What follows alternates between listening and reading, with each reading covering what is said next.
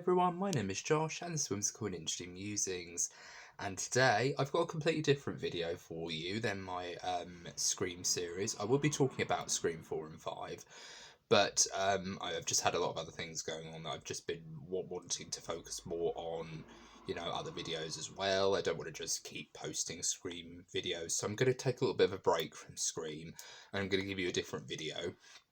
But I will be talking about Scream 4 and 5, and I will definitely be talking about 6, because I'm going to go and see it with a friend of mine tomorrow, and I'm really excited. I cannot wait to see Scream 6, and I will be doing a review of that momentarily. But for now, I'm going to be doing a top 10 list of characters from film and TV that everyone just hates, but I absolutely love. And let me know your list of film and TV characters that you hate that everyone else loves, or that you love that everyone else hates, in the comments. I'd love to hear your thoughts on this, and I'll definitely provide my list of my own. Hopefully it will give you guys a lot to think about, talk about. And if you want to see a follow-up of me talk about characters that I hate that everyone else loves, let me know down in the comments as well, please. And if you like this video, please give it a thumbs up and leave a comment and subscribe for more videos if you're interested. So let's get on with the list. Number 10 is going to be Art the Clown.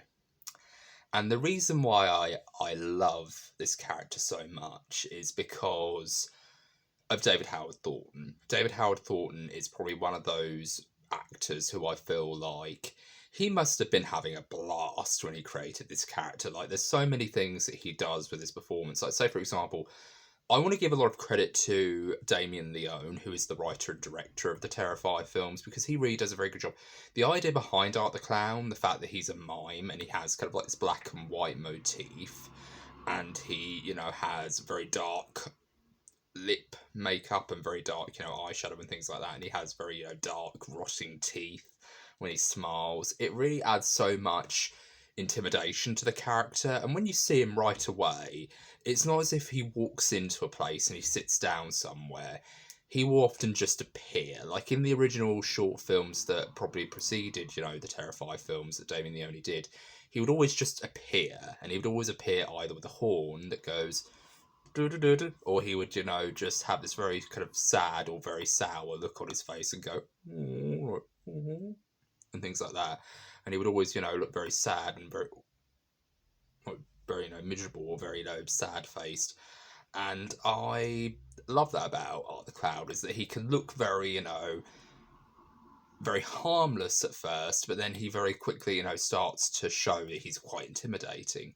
And what I really love that David Howard Thornton added was the smile, the kind of smile, like that really kind of creepy, very kind of almost giggly, very cheeky kind of smile a child would give, coupled with that very kind of, very innocent, very cheeky little wave that he gives. That adds another layer of creepiness to the entire character. But it's very striking, and that's why I love the character of Art. I like the fact that he's I like the way he looks. He looks very intimidating. He looks very dark and very grim. But he also looks like a cartoon character, like the type of cartoon character who feels like he's both human, but he's not human at the same time. And he feels like he's lifted out of the pages of a Charles Addams illustration. Like, he feels like he shouldn't be in the real world. It feels like he defies logic in many ways, kind of like the Addams family themselves, where they don't really seem to die by regular means, like, getting struck by lightning or anything like that. So it really gives you that impression. So I really do hope that Damien Leone kind of plays with the idea and starts to get creative and say that, oh, maybe he's an ink demon and he was created as a cartoon initially, and that's how he came into being. Let me know what you think of that idea in the comments. That might sound silly, but I think it is quite creative, and it's more than just saying, oh, he's a demon from hell or something, because that I just think is a little bit generic and it's a little bit too obvious. Sorry, my fruit bowl was in the way there. Sorry, I do apologise. But yeah, I really do like Art the Clown. I like David Howard Thornton's performance. And because the death scenes are so over the top and cartoonish in nature, I feel like that would be a very interesting twist for the character of Art, is that this character is initially a cartoon character. That's why he relishes in the idea of him doing these very insane and crazy things.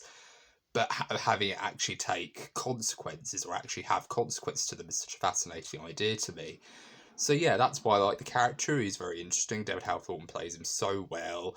And I'm actually really looking forward to a sequel. I really did prefer the second one over the first one, because even though the first Terrifier was a good film, or it had an interesting character in Art the Clown, I feel like what the biggest problem with the first film was is I didn't really give a damn about the characters. I just felt like they were just kind of there to be victims to add to the body count. There was nothing really to them.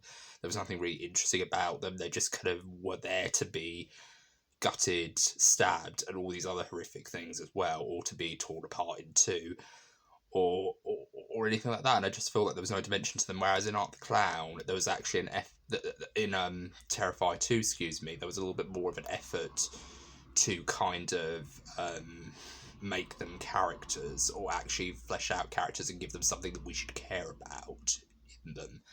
And that's what I thought was the big step up. And I hope Damien Leone is able to really kind of top that with the third film. And hopefully the third film will be a great last hurrah for the character of Art, because he is a good character and he is interesting from a visual perspective. And I think with that kind of vision comes a level of mystique and mystery that I kind of don't want to be spoiled, but I am kind of interested to see what Damien Leone does. I hope he doesn't just say that, oh, this is a demon from hell, because I feel like that's kind of a little bit too obvious. And I feel like they can be a little bit more creative with Art. They can, go a little bit more extra insane than what, he might otherwise have planned. Because I think there is an interesting idea there. So yeah, I hope he goes further into detail with that. And that's my first pick for characters that everyone usually hates, but I love. And now we're on to number 9. And this one is going to sound very weird, because to me, Michael Myers always gets fans. He's always like a big fan favourite. He's the reason why the Halloween franchise exists to begin with. But what I think people don't like about him is that he kind of is this character who is just pure and simply evil. And that's one of the things that I think a lot of people kind of might, talk about with that character. And I think that's part of the appeal for me with Michael Myers, is he is just evil. He has no real emotions. He has no real cares or concerns for who that person is, whether they're someone's daughter, whether they're someone's son, whether they're someone's mother or father or uncle, or whoever it happens to be. He doesn't care. As long as you are, within his vicinity, he's going to kill you. He's like a shark. It doesn't matter. If you're able to run, bleed, and scream, he'll happily pursue you. And that's something that really is quite terrifying about Michael. And I think that's what I really do like about him overall. He's not a character that I think is all that interesting outside of that. The fact that he's kind of been alive and brought back for multiple sequels really kind of feels like a bit ridiculous. And I think they need to kind of figure out a way in which they can bring Michael back, or probably figure out a way in which they can make Michael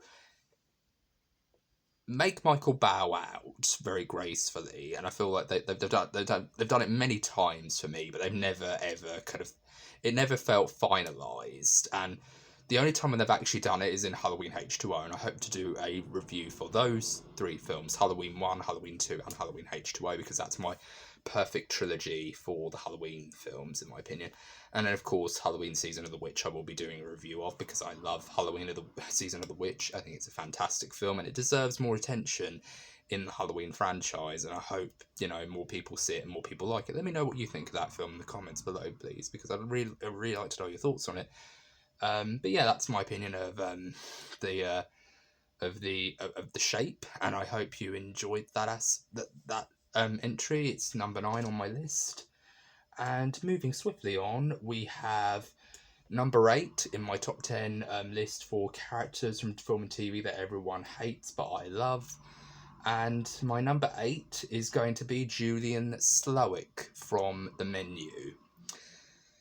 Now, I recently did a review for this film, and I said that one of the more brilliant aspects of this film is it's not really obvious what the menu is.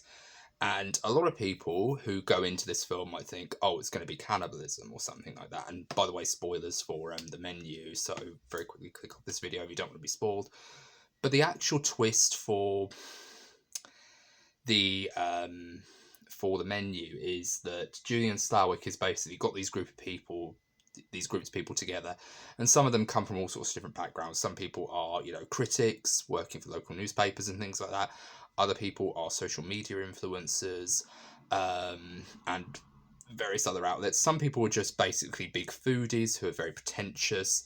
Or there's another character played by John Leguizamo who's just basically the fallen star. The star has fallen from grace and he wants to make a comeback. And this is how he probably sees himself doing it. But Julian Slawick is a very interesting character in the sense that he has a lot more to him than meets the eye.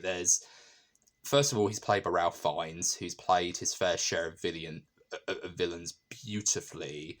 Sometimes he's played them as, very horrible, power-hungry dictators, like the General in Schindler's List, or Lord Voldemort in the Harry Potter series, or Ramesses in The Prince of Egypt, voicing Ramesses in The Prince of Egypt. So he's done his fair share of villains, or he's played it very fun, like Victor Quartermain in Wallace and Gromit: The Curse of the Were-Rabbit. So he's done all different kinds of villains. He's played the very fun, campy villains, but then he's also played the very kind of sinister and very serious villains. And he's done well in both. I think this is one of the roles where I feel like he can really let loose as a character and really kind of show more of his fun side. And he does so in very subtle ways. Like, there's a scene where he goes, I want you to all know that this first course is going to be tacos, because every night at my house, Tuesday night was taco night. And he does this thing with his shoulders where he goes, Taco Tuesday, kind of thing. And it really kind of shows this very kind of fun, very kind of, jovial kind of feel to the character. And I really do like that aspect, that he really does show that side of himself to really kind of show that, oh, you guys can relax. Like, I'm very fun and down to earth too. But what I really like about Julian is he literally is he literally is an over-exaggeration of those of us who are creative, those of us who like to, just be ourselves, but then we have all these different people who are either taking advantage of creative aspects or our creativity or something like that, and basically, he's calling them out on it and saying, you're terrible people, you've taken advantage of my industry, you've been responsible for the destruction of my art, and you're going to be punished for it. How is he going to punish them? He's going to kill them throughout the course of the evening. And it's really kind of surprisingly very funny, and it really has a lot of very wonderful insights into how very messed up those sorts of industries are, and how they really do kind of like to exploit various different people for their artistic potential and various other things. And then there are some people who think they're destined for greatness, but then they just turn out just to suck. There's all these different aspects and all these different characters in this film that really do add to that level of commentary on the upper class and people who like to exploit artists, or people who like to use artists to elevate their own career and things like that. And it's just so well done. It's a really funny film as well. I actually rewatched it for the purpose of this video, and I actually found myself laughing incredibly with a lot of the stuff that was happening in it, especially a scene with Nicholas Hoult, which if you've seen the film, you'll know which scene I'm talking about, where he's in the kitchen and he's actually cooking. I thought that scene was absolutely hilarious.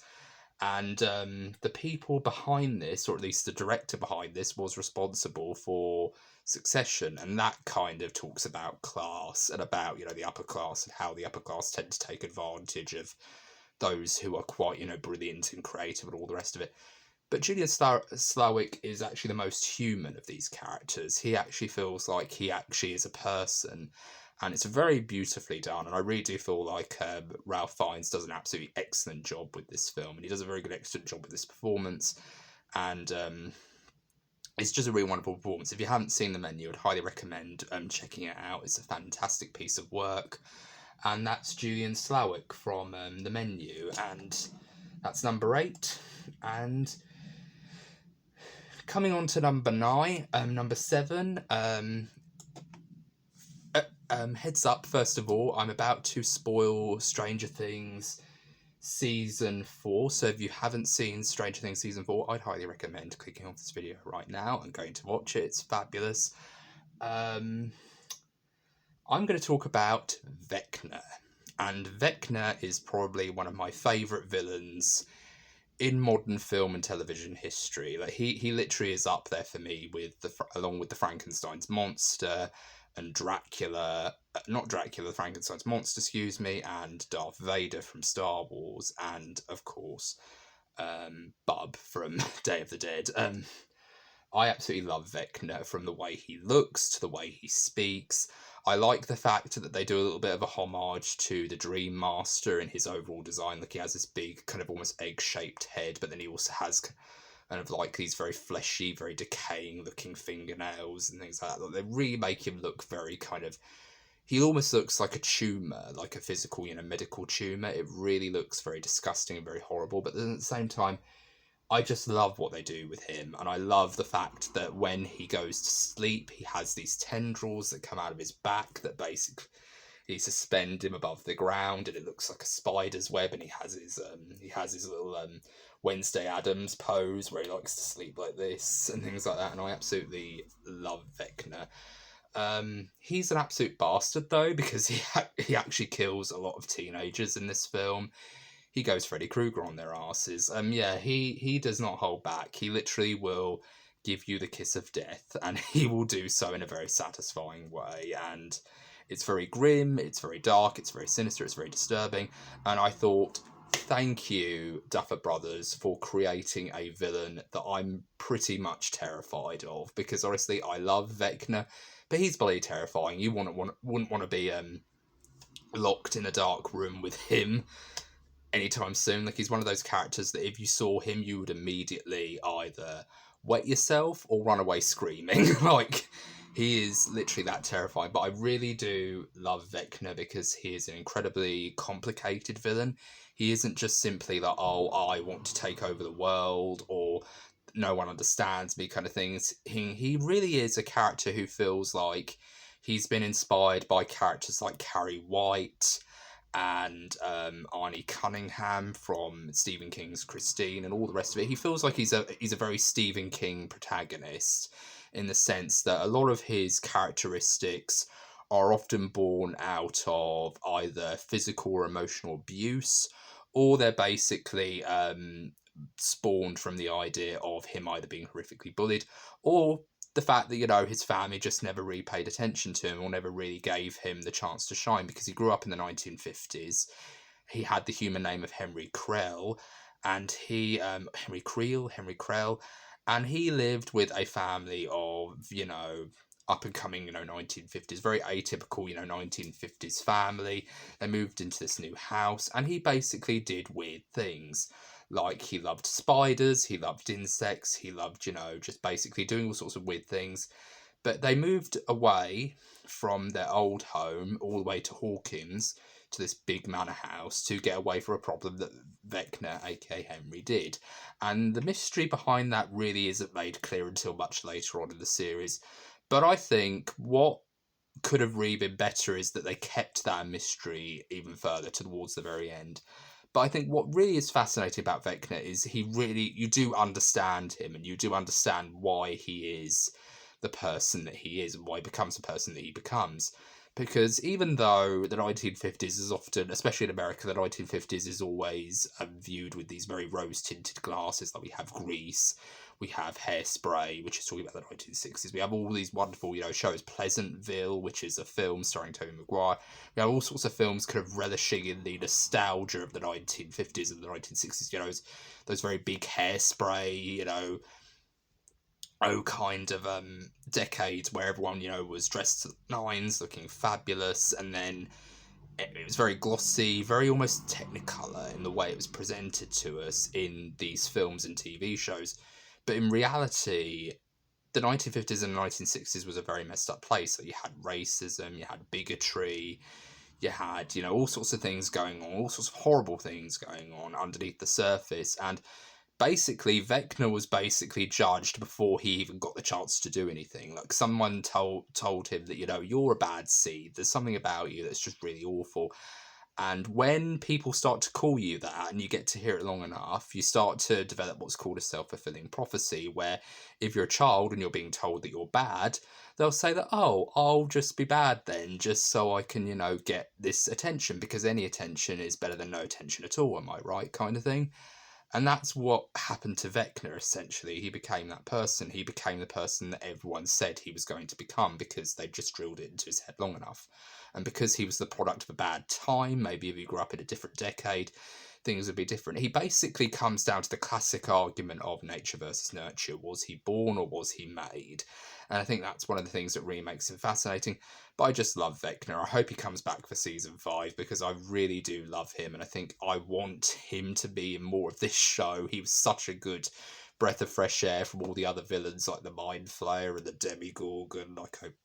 I hate them. Like, they're such a waste of a good concept. Like, seriously, I love Vecna because he was such a breath of fresh air. He was such a good, interesting, charismatic villain as well. And of course, the use of running up that hill in Stranger Things is just amazing. Oh, love it. That's my number 7, Vecna from Stranger Things. And number 6, okay, so we're now into the more interesting stretch of the video. I'm going to talk about Walter White from Breaking Bad. And the reason why I put this character on the list is because Bryan Cranston is just fantastic in this role. He really does a good job of really kind of making himself stand out from all the other, characters who are like this, who are kind of anti-hero-ish. But what I really like about Walter White is that effectively he's the smartest man in the room. He is the guy who knows what you're going to do even before you do it. And he always has a plan for everything. And what I really like is that he always manages to always follow through with his plans and his threats. He always manages to do something that really makes you think he's a force to be reckoned with. And in my personal opinion, he's a guy who I feel only did the stuff that he did to kind of help out his family or try to help himself out of a difficult situation. He doesn't do anything really that badly. Yes, he poisons a child, but if you really think about the scene in the grand scheme of things, Jesse is a stubborn character. He is a stubborn character who will not listen to you, even if you have a legitimate point. And I've been guilty of this, being a Jesse Pinkman on my own, where people have told me things, and I've said to them, it's okay, it's going to be all right, like, this is going to work. And then all of a sudden it doesn't work, and then they're like, oh, I bloody told you that you should have done this. When in reality, they were right. I should have done this instead of this. And that's something that I'm guilty of. So the fact that I'm kind of, saying to you, like, oh, yeah, Jesse's a bit of a douchebag in the first season. And it's true. And Walter is kind of, justified in, doing the things that he does because of that reason. And I think, even though he does poison a child, I do think he had... It was desperation, because I feel like Jesse wouldn't have come back even if he tried to convince him, because they have a very rocky relationship already. I think Walter needed to do something drastic in order to make sure that Jesse came back on side. Yes, he probably could have done something else, or he could have done something that didn't involve endangering the life of a child, but he could have done something to really kind of do it, to show it was to show him that they needed to get him back on side, because he needs Jesse, even though technically he could very easily, cook meth and, become the super bad villain that, we all know and love. Or at least I know and love. I think he needs him, and I think that's something that really is important. Like, he has the chemistry, Jesse has the contacts, and if the contacts are gone, how is he going to sell crack? So yeah, to me, I think that's a very important thing to establish. I don't think he's a perfect person. He definitely did do some terrible things, like, say, poison a child. But I do feel like all those things he did was in service of the greater good, which was his family. And that was his wife, Skylar, even though people don't like her that much. All the fans don't like her. Walter White Jr., who has cerebral palsy, which is what I have. So immediately, I was fighting for the disabled character and saying, yeah, kill Gustavo Fring. We'll do it for all of us. Like, yeah, that was it. And of course, he was going to kill a newborn baby as well, which was his daughter. So to me, I think desperate times calls for desperate measures, and I think Walter was completely justified in doing the things that he did because it needed to happen, even though a lot of people say it probably never needed to happen, but it kind of did, because without Jesse, I don't think Walter would have been able to survive. So yeah, I think that was my reason for including him on the list of characters that everyone hates, but I love. Yeah, but I think aside from the character, I think Bryan Cranston really makes this role what it is. I think without Bryan Cranston, I don't think it would have been nearly as interesting to me, because I feel like you've really got to cast him well, and you've really got to make him, have really compelling dialogue. And I think they really struck gold of Bryan Cranston from a performance level, and he had so much dimension to it. And even I could admit, he does some terrible things, but I think he always does it with a much more higher service to it than what other people might think. Because a lot of the stuff that Jesse does is purely motivated by self-preservation. There's no real sense of survival. There is a sense of survival, but that's self-preservation. It's not, he doesn't have a family that he's trying to protect or anything like that. He doesn't have any of that going on. It's just like, it's all to do with him and his happiness, and it's very selfish in my opinion. So I think Walter has a much stronger character and a much more interesting development than Jesse does. And I love myself a good anti-hero, so yeah, that's my reason for putting him on the list. I can just tell by me making that statement, by making that entire list of things that Walter White did that I think was necessary. I'm probably going to get a ton of negative reception for this video alone. But I'd love to hear your thoughts down in the comments, and I hope you enjoyed this video. But moving on to number 5, and my number 5th entry is Melisandre from Game of Thrones. And I was debating for the longest time putting Catelyn Stark on the list, or Cersei Lannister, but I don't like Cersei Lannister anyway, so I just thought, she's gone, done with that character. But yeah, I wanted to put Catelyn Stark on the list because she was a character who, she is a Stark, she is a Tully, she is one of the quote-unquote good guys, and she's considered a protagonist. But she does something which a lot of people might say, this is kind of wrong, which is she kind of immediately kind of cuts out respect and love for Jon Snow. That when her son Bran falls from a window and he gets paralysed and he's bedridden, she goes to Jon, it should have been you. And that's when a lot of people probably hated her. Like, why does she hate Jon Snow so much? But I could kind of get why she did that. Like yeah, I'm not going to explain it now, but I probably will in the comments when this video gets uploaded. But I do feel like she has a somewhat justification for doing so. But yeah, you don't criticize a child, or you don't blame a child for someone else's mistakes. You always try to treat them like your own and treat them with respect and try to raise them well and show that you're a much better person by comparison, by taking them in and looking after them and taking care of them. So yeah, the reason why I chose Melisandre is because she does a lot of shady shit in the Song of Ice and Fire Game of Thrones universe. One of them was featured on my list of moments that make me cry, because Sheena is a fantastic character. She's very intelligent, and her screams during that burning episode really kind of leaves me with a lump in my throat, and it really makes me go, oh no, I don't want to listen to this. Like, it's really awful. She's a good actress, but I really do think that moment gets me all the time. But the reason why I like Melisandre as a character is, first of all, she is a priestess of the Lord of the Light, who is basically a symbolic god in the world of Westeros, the Seven Kingdoms, which is the universe that the Game of Thrones universe takes place in. And she basically is a priestess of that, but she uses magic, and she uses all sorts of different means of blessings and what have you, to kind of get the demands of the Lord of the Light so that they can provide safe harbour for her and her champion, which is Stannis Baratheon, and to reclaim the throne that he feels was stolen from him. But what I think is very interesting about this character is she really is a powerful commodity. Like the fact that she is someone who, in the book, she's described as having red eyes. She has a red dress and red hair and everything like that. Like there's a very strong pop of red in her character design and how she looks. But what I think is very interesting is she's a very powerful character, but she's not evil. She's not an evil person. She does do horrible things, but she does it in service of the Lord of the Light. She does it in service, like any religion, it's neither good nor evil. It's just about how you interpret what you learn and various other things like that. So to me, I don't think it's a case of her being evil. It's just her doing the things that she needs to do in order to get the job that she needs to get done. And she does it, by God. Like, she makes sure that everyone gets the chance to do the roles that they're meant to do in the story. And you've got to give credit to where credit's due on that front. And I think she's a fantastic character from that point of view. And yeah, she's a character that I think a lot of people are going to hate, especially when she starts to flirt with Jon Snow. Everyone hated her when she did that, but I was like, go for it, Melisandre, like, go for it for us outcasts. Like,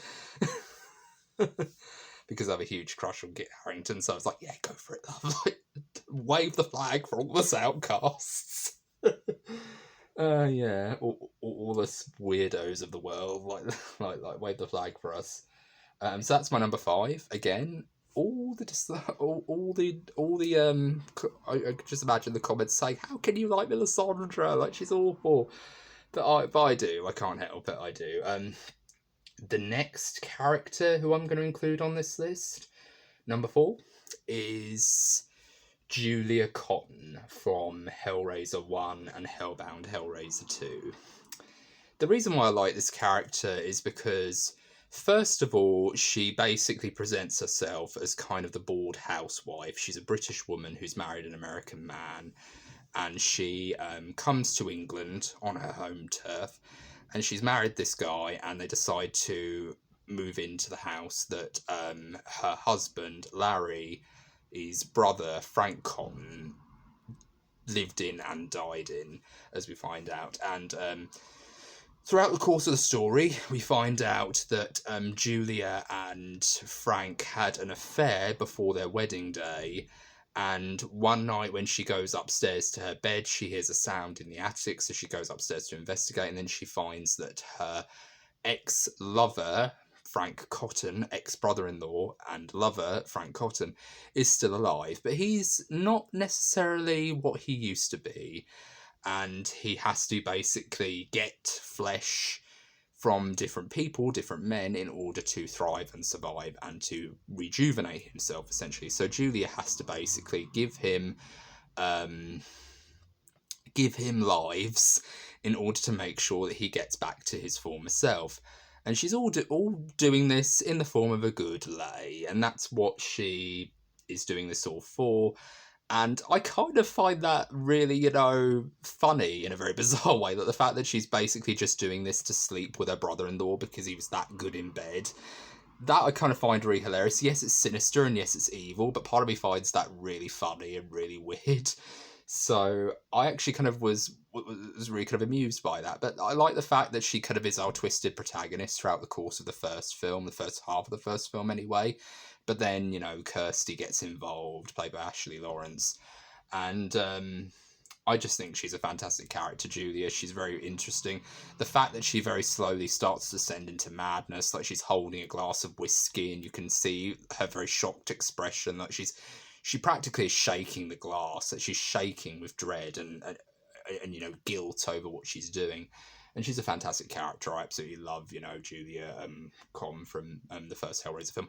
The second film, she really kind of shows how evil she can be. Like, she has a very kind of flowing silk dress, like a green silk dress, and she comes back to life. When she shows her human form, she has, she goes from a really bloody mess of, just skin and bone, without skin essentially, but then when she gets her flesh back after killing many victims and draining them and rejuvenating, she has perfectly manicured nails, she has long flowing red hair and everything like that. Like, she looks like Joan Collins from Dynasty. Like, she just goes from being really hideous looking to being like, she could rival Joan Collins in Dynasty with how much and her makeup and, and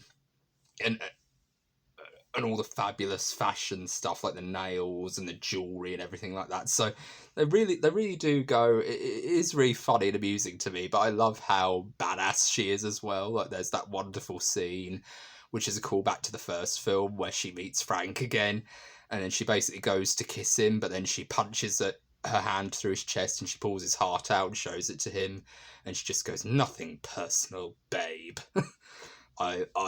I love that moment. Julianne Hellbound Hellraiser 2 is a gay icon. I think she's amazing. Yeah, and her scene, the scene where she slaps Kirsty, is brilliant. Like, they changed the rules of the fairy tale, Kirsty. I'm not just the wicked stepmother anymore. I'm also the evil queen. So come on. Show us your best shot, Snow White. And then Ashley Lawrence just screams at her and rushes to her, and she's like, slap. And she goes flying. And I thought, that's brilliant. And yeah, I think Julia Cotton, she's a bitch, but I absolutely think she's a fantastic villain. and yeah, that's my thoughts on Julia Cotton from Hellraiser 1 and 2. And moving quickly on to number 3. And this character is Hannibal Lecter from The Silence of the Lambs, aka Hannibal and the Hannibal TV series, and Red Dragon. The reason why I like Hannibal is, first of all, it's to do with the casting. The casting of these characters is absolutely paramount, and Hannibal Lecter's had his fair share of really good actors portraying him, one of whom was in the... I referenced the show Succession, which stars the wonderful Brian Cox. He played Hannibal in the film The Manhunter, and that's basically a film adaptation of Red Dragon, and he plays Hannibal, and the way he performs it is just really brilliant. It's such a unique perspective on the character, because with Anthony Hopkins' performance, he plays him like a sophisticated Bond villain. Like he literally could have a martini or a whiskey in his hand with how he talks to Clarice and Will Graham and all these other characters from the Hannibal universe. So the way he talks to them and the way he addresses them and the way he speaks, like, you go back to school now, starling, fly, fly, fly, and things like that. Like he really relishes the fact that he's evil, and it almost kind of goes into, you know, really Bond villain type territory. Whereas with Brian Cox's iteration, he plays him like, "Oh, you're a slimy scumbag," kind of thing. Like, he goes, "Well, how did you catch me, Will? That's the same atrocious aftershave you wore in court," and things like that. And he goes, "Oh, please, give me the number. I'll dance to you. I'll tap dance to your feet if you give it to me," kind of thing. Like, he says stuff like that that really kind of, you can really tell that he's a scumbag and he's very sleazy, but it's that element of his charm that he can just say stuff that charms people to him. And that's just brilliant. But yeah, I love the character of Hannibal, no matter what iteration he comes in, whether he's playing him as an absolute scumbag, but you love him anyway, like with Brian Cox, or you see him as the Bond villain, but then he's also this very sophisticated intellectual character with Anthony Hopkins that's also really terrifying. Or you're looking at it from the point of view of Mads Mikkelsen, who oozes sex appeal, and he really adds this element of sophistication and real, you know, sense of class, but he also has a dark side. But what I really love about Mads Mikkelsen's performance in the TV series is he doesn't show that he's angry. He doesn't. Whenever he says something that might upset him, he'll always give this little tilt of his head, like he immediately is. He's trying to say, "Well, why is that? Or why do you want to do that?" kind of thing. And I love that. Like, he gives little subtle hints that he may not like someone or he might hate someone, but he'll always show it in a very subtle way. Like, you might know as the audience why he's giving that look, but he would always do it so that people might not know how to react to it, kind of thing, if they were a character in the show. It's such a really good performance. And I like how he doesn't show any kind of psychosis. He doesn't show that he's crazy. He doesn't show that he's, you know, insane and eating people. He just kills people and then he just eats them. That's all he does. He doesn't show how crazy he is. That's kind of like what I didn't like about Hannibal, was that they showed the scene where he bit that woman's face in Hannibal, and they could have showed him being beastly and grotesque and insane and obviously mad, and it kind of ruined a little bit of the mystique of Hannibal, because the whole entire appeal with Hannibal in the first film that we see him in from Anthony Hopkins, Silence of the Lambs, is that he doesn't look crazy. when Starlene sees him in that point of view shot, he just says to her, "Good morning." Like he sounds like a British gentleman. Like he sounds very sophisticated. He could always wear a top hat and a cloak. He's so charming and things like that. It's one of those elements of class and grace and charm. So I think that's one of the reasons why I chose him to be on the list. And yeah, that's my number 3. And my number 2 is Lord Voldemort from Harry Potter and the Harry Potter series. And the reason why I chose this character is because, yes, he's evil. Yes, he is,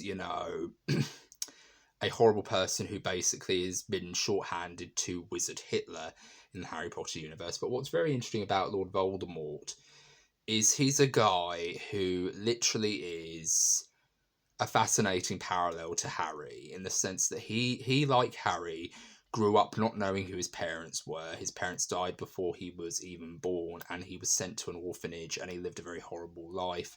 But then Albus Dumbledore came to him and basically said, "Oh, you can get out of this horrible place. You can wield your special abilities in a place called Hogwarts School," and things like that.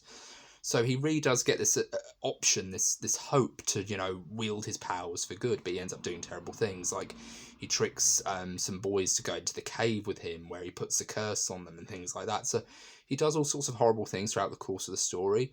But what's really tragic about Lord Voldemort is that his parents were kind of the product of a very controversial relationship, because his mother, Gaunt, something Gaunt, I've forgotten her name, but his mother basically gives a man that she loved, who was a muggle. She was a wizarding stock, but he was a muggle, who she really loved, but she didn't feel like he loved her as much in return.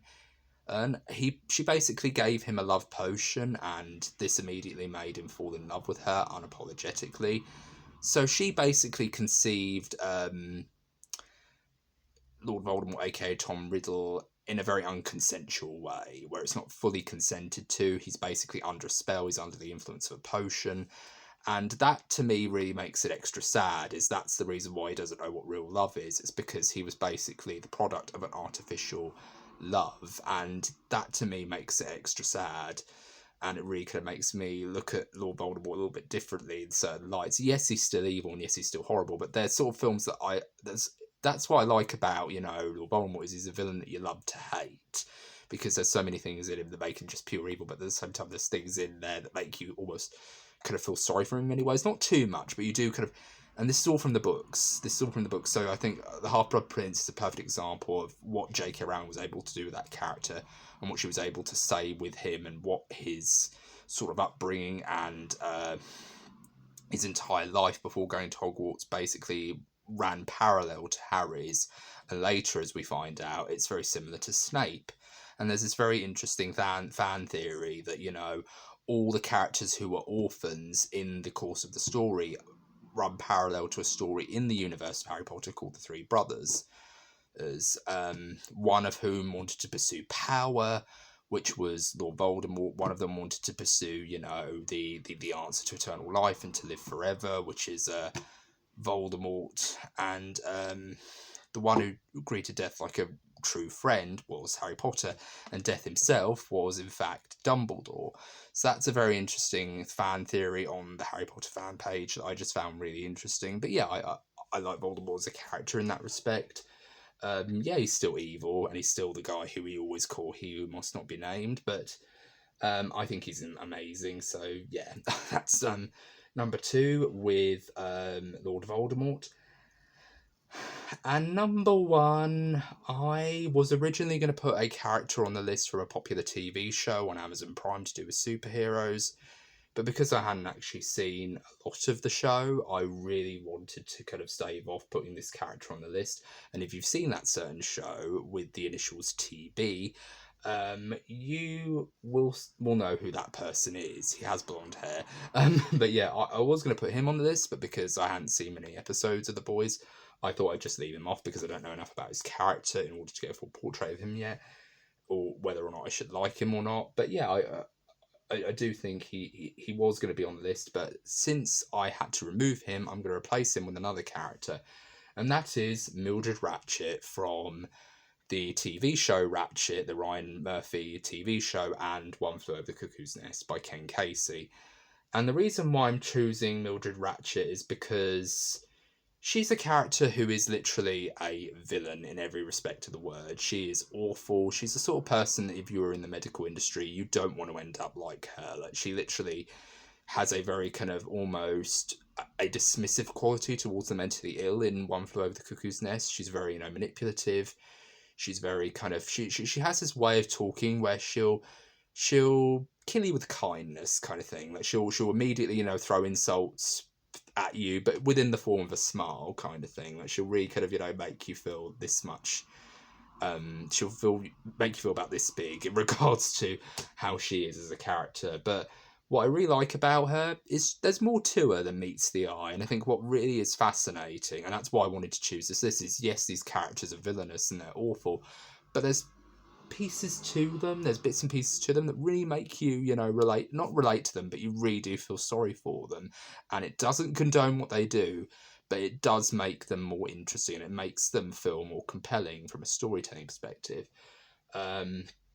The reason why I chose Mildred Ratchet is because when she was a child, she had a brother, and she basically, she was raised in an orphanage, and she saved a boy from being bullied, who she later, took care of by herself. And she said, why don't we just be brother and sister, and we can, go to all these different foster homes together, and we can look out for each other. And she did do she went to all sorts of different homes with this boy, and all sorts of different things, but she always got, beaten or abused or hurt. And there was this one backstory where they were sold to a rich upper class couple who basically got them to do inappropriate things for a very specific clientele, which I won't go into detail on in this video. But if you watch the episode and you watch if you watch the show Ratched and you watch that particular episode, it's heartbreaking to listen to. And those puppets as well, that entire scene was just so brilliant. It was wonderful. But I just found it so really sad, the fact that Sarah Paulson, who plays Ratchet, just basically stands up and he goes, why would you show this sort of puppet show to children? Like, why would you do it? It's so heartbreaking. And Sarah Paulson's face, like the look on her face when she sees the puppet show and she stands up and she says, that's so heartbreaking to watch. And it made me want to cry. It really did. It's so heartbreaking. And I just thought, I think Mildred Ratchet is one of my favourite characters in this show, in any list, to me personally, because to me, I think, I like the characters in One Flew Over the Cuckoo's Nest, but I'm not a fan of Jack Nicholson's character in that film. And if you've seen the film, you know why. I don't. But yeah, I think, Mildred Ratchet, give that guy the lobotomy. Like, he's a terrible person. Go away. I love Jack Nicholson, by the way, but yeah, his character in that film was total trash. Like, I really don't like him. But yeah, I felt more sorry for Mildred Ratchet watching One Flew Over the Cuckoo's Nest, having watched Ratchet and heard about her backstory. It really made me sympathise with her more and see where that dark side came from as well, which I think is very interesting. So that's my number one, and that's my list for the characters that... No, actually, wait, I've got one more. And I'm going to have my number one be Maleficent from Sleeping Beauty, aka Maleficent, the Angelina Jolie film. And the reason why I chose this character is because she is literally an icon of Disney villains. She is literally referred to as the mistress of all evil. She is literally evil personified. She is a character who, when she walks into a room, she's not there to make friends. She's there to make her opinion known. If you don't do anything for her, or if you don't invite her to anything important, she's going to curse your child. So yeah, she's a terrible person in Sleeping Beauty anyway. In the film Maleficent, they do try to give her more of an interesting backstory, where she used to be a very proud fairy warrior who used to guard the enchanted forest from outsiders and bad influences.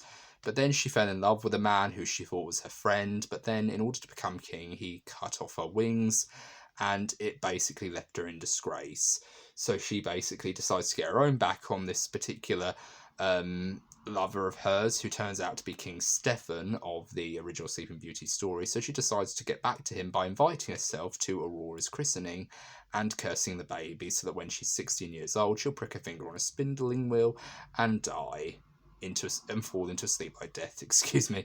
But yeah, I really do like this character because of how much dimension Angelina Jolie brings to the role, and I like the fact that she manages to play her as a badass and manages to portray her as this character who does start off very evil. She doesn't really care about Aurora. There's even that very funny scene where she's looking at the baby in the window, and she basically sees the baby smile or giggle, and she just goes, "I hate you," and things like that. Like really cartoonish stuff at first. But then she really starts to care for Aurora, and she really begins to see something of a bit of a daughter in her. And I think that's something really nice. And this is coming from a company where a lot of the times in a Disney film, the mother is usually the one that dies off screen. I really like the fact that they have a mother-daughter type duo in Aurora and Maleficent.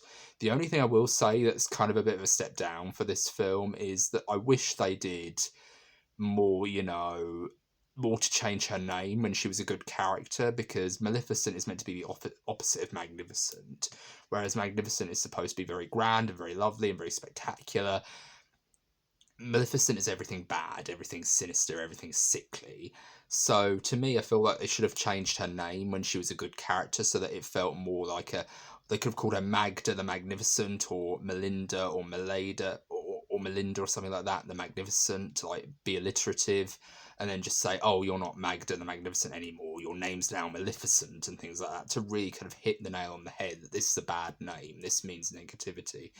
But yeah, I think Magnificent's a fantastic villain, and if I could get a costume together, I'd happily go as Maleficent every Halloween party. Like, I'd love to do that, because she's one of my favourite Disney villains of all time. She's just really amazing and awesome.